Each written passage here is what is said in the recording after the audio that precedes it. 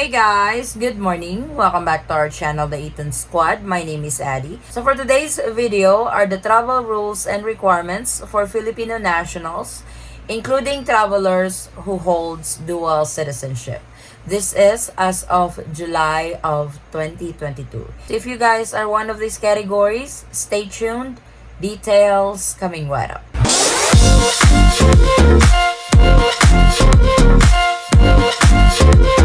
So like I mentioned, these are the travel rules and requirements to all Pinoys and especially to those who holds dual citizenship. So, dun po sa mga uuwi ng Pilipinas na mga Filipino, mga green card holder, at dun po sa mga Filipino na dual citizen, ito po yung mga susundin nyo. These are your protocols bound to the Philippines. So, let's start with Filipino nationals, including those who hold dual citizenship. These are vaccinated Filipinos.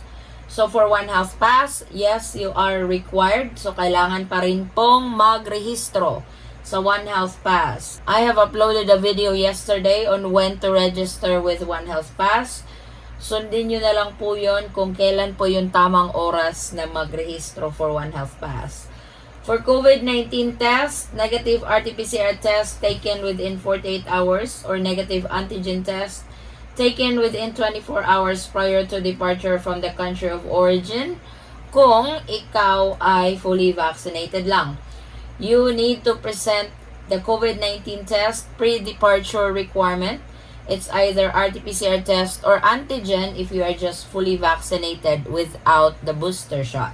If you are fully vaccinated, kung fully vaccinated naman with booster shot, no need to undergo the COVID-19 pre-departure test. So the pre-departure COVID-19 test will not be applicable to the following: Filipino and foreign nationals age 18 and above who have received primary series of COVID-19 vaccine and at least one COVID-19 booster shot administered at any time prior to departure. So, I know there are some who ask when should be the best time to get the booster shot. It says at least one COVID-19 booster shot administered at any time prior to departure. So, there is no timeline indicated. Filipino and foreign nationals aged 12 to 17 who are fully vaccinated, and Filipino and foreign nationals aged below 12 regardless of their vaccination status who are accompanied by their parents or guardians who fall under item number 1 above. Then children below 3 years old. For proof of vaccination, yes, you need to present, but this is not applicable to children 12 years and below. So please take note of that. As a fully vaccinated Filipino national or a dual citizen with at least one booster shot also, you will not undergo quarantine. Other requirements shall self-monitor for any signs or symptoms until 7th day from the arrival. Filipino dual citizens can present any of the following: your valid passport, identification certificate, certificate of retention, or reacquisition of Philippine citizenship. So, ito po yung dual citizenship paperwork ninyo. Yan po yung pwede nyong i-present. So, yan po ang inyong protocol. These are the protocols.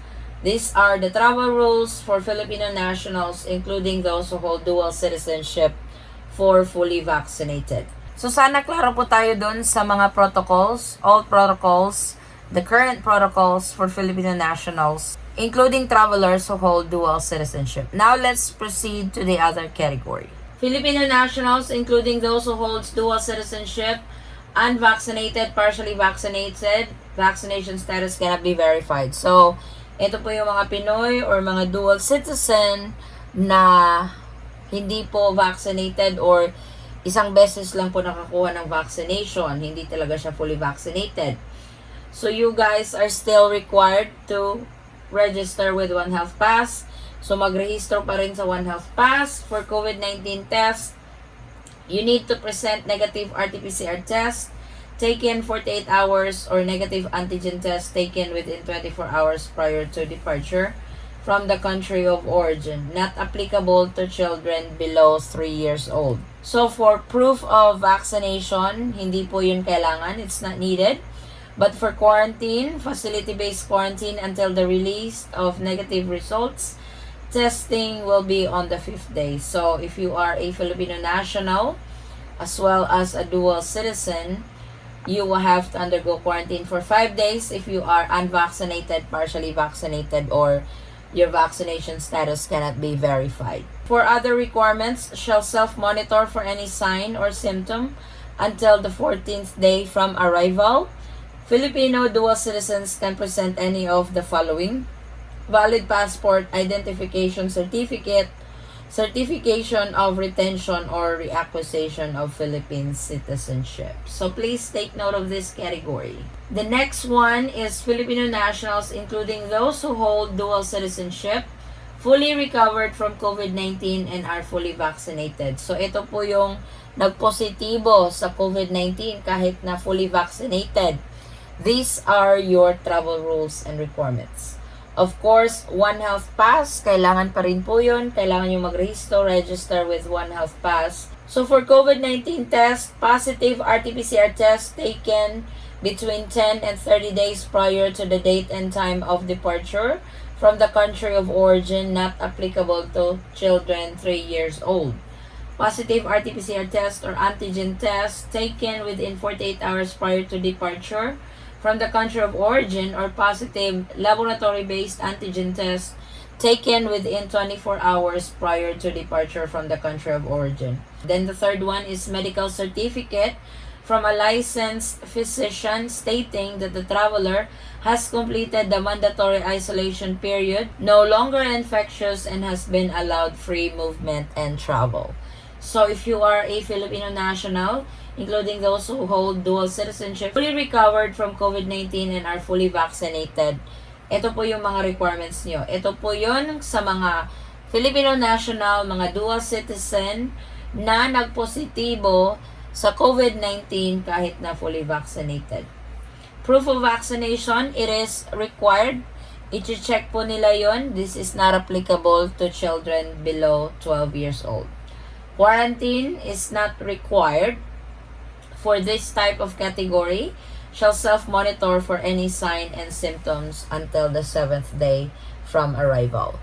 So doon po sa mga Pinoy at mga dual citizen na nagpositibo pa rin sa COVID-19, if you guys still test positive with COVID-19, you are allowed to enter and you can submit the following documents that we just read. So the proof of vaccination will still be checked, but there will be no quarantine po. Kahit nag-positive kayo, but you have to be fully recovered from COVID-19 before po kayo makakapasok ng Pilipinas. For our next category, Filipino nationals, including those who hold dual citizenship, fully recovered from COVID-19, but unvaccinated, partially vaccinated, vaccination status cannot be verified. So ito naman yung mga Filipino at mga dual citizen na walang vaccination. Kasi yung una, yun yung mga fully vaccinated. Ito naman yung mga walang vaccination pero nag-test positive. Of course, One Health Pass will be required. You will have to register with One Health Pass. Magrehistro pa rin. For COVID-19 test, positive RT-PCR taken between 10 and 30 days prior to the date and time of departure from the country of origin, not applicable to children below 3 years old, or positive RT-PCR test or antigen test taken within 48 hours prior to departure from the country of origin, or positive laboratory-based antigen test within 24 hours prior to departure from the country of origin. Then the medical certificate from a licensed physician stating that the traveler has completed the mandatory isolation period, no longer infectious, and has been allowed free movement and travel. So you need to present all this just like on the first one. No proof of vaccination is needed, but you have to undergo facility-based quarantine until the release of your negative results, and the swab test will be done on the 5th day. Shall self-monitor for any sign and symptoms until the 14th day from arrival. So please take note of those difference. Dun sa una, yung mga Filipino and dual citizen who are fully vaccinated, yung tatlo pong binanggit natin, yun po yung i-represent ninyo. Then to those Filipinos and dual citizens who are unvaccinated but still test positive during RT-PCR or Antigen, yun po yung i-present ninyo dun sa mga binasa natin. So I hope klaro na po ito sa travel rules and requirements for Filipino nationals, including travelers who holds dual citizenship. I hope you guys can use this video as your guide, especially if you guys are traveling to the Philippines anytime soon. Kung pauwi kayo ng Pilipinas and you are one of this category, andun kayo sa mga kategoryang binasa natin. So please follow. This is the current and this is the implemented protocol as of the moment. So probably ito pa rin yung magiging protocol until a new Secretary of the DOH comes into office and will have its own safety and health protocols in the Philippines. So until then, ito po yung ifa-follow natin. Our reference for today is from Philippine Airlines. Make sure to also call your airlines, especially if you're not flying with Philippine Airlines. Also confirm some documentation of what they need if you belong to this category that we just mentioned earlier. Those who are in the Philippines and belong to this category, what were the documents asked from you from the airline? Kung pwede nyo pong i-share, especially doon sa mga nagpo-positibo pa rin for COVID-19, paki-share naman ng inyong experience. That way we can use it as reference to others who are still planning to visit the Philippines or will be flying to the Philippines soon. Thank you guys so much for watching. This is our latest travel updates to the Philippines. If you have any questions, concerns, or inquiries with regards to this video or in any of our travel related videos, please comment it down below and I will try to get back to you guys as soon as I can. Or you can direct message me in our Facebook page, same handle, the Eaton Squad. I hope to see you on our next travel update, immigration update, or visa update. Stay safe, stay healthy, and God bless everyone. Bye.